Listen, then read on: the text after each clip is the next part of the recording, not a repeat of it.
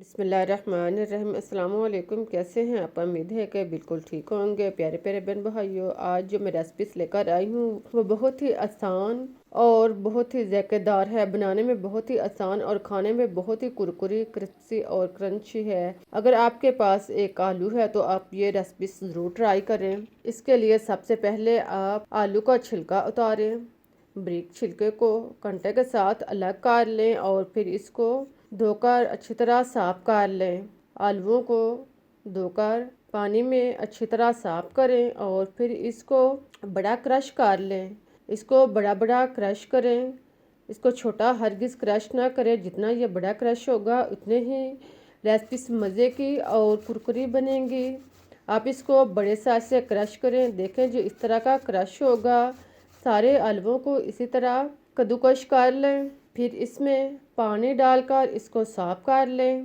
पानी डालने के बाद इसको हाथ के साथ अच्छी तरह मिसलें और फिर पानी जो है वो हाथ के साथ अलग ना करें, बल्कि इसे किसी ऐसे बर्तन में या जालीदार चीज़ में डालें कि पानी जो है वो आसानी के साथ नीचे चला जाए और आलू के जो पीस हैं वो इसके ऊपर रहें।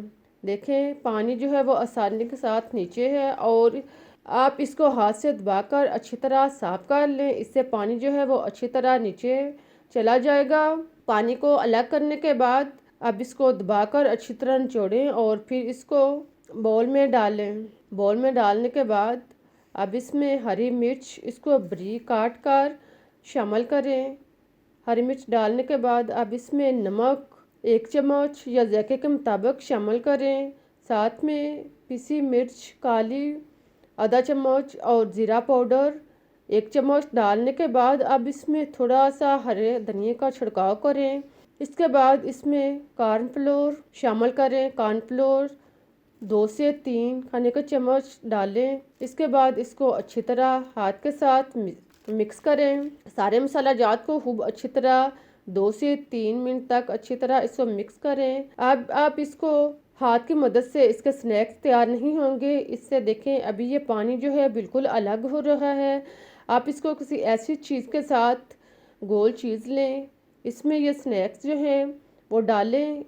थोड़ा सा अमेज़ा इसके अंदर डालें। इसके लिए मैं आपको खाने का चम्मच यानी डोई जो है वो इस्तेमाल कर रही हूँ। डोई के अंदर डालने के बाद इसको हाथ की मदद से दबाएं और फिर इसको उल्टा कर घी में फ्राई करें। घी को पहले गरम करें और फिर इसको धीमी आंच पर फ्राई करें। इसको तेज़ आंच पर हरगिज़ फ्राई ना करें, इससे ये कुरकुरे और क्रिस्पी नहीं होंगे। इसको जितना आप धीमी आंच पर फ्राई करेंगे इतने ही रेसिपी मज़े की और कुरकुरी तैयार होगी। 1 से 2 मिनट तक इसको एक साइड से फ्राई करने के बाद इसकी साइड चेंज करें और दूसरी साइड से भी इसको ब्राउन होने तक फ्राई करें। जब दोनों साइड से ये ब्राउन हो जाएं तो इनको निकाल लें। देखें हमारी रेसिपीज जो है स्नैक्स तैयार हो चुके हैं। कितने ही मज़ेदार सी और क्रंची हैं। आई होप कि आपको मेरी रेसिपी पसंद आएगी। अगर आपको मेरी रेसिपी पसंद आए तो लाइक और शेयर ज़रूर करें और जाते जाते मेरे चैनल को सब्सक्राइब करना ना भूलें।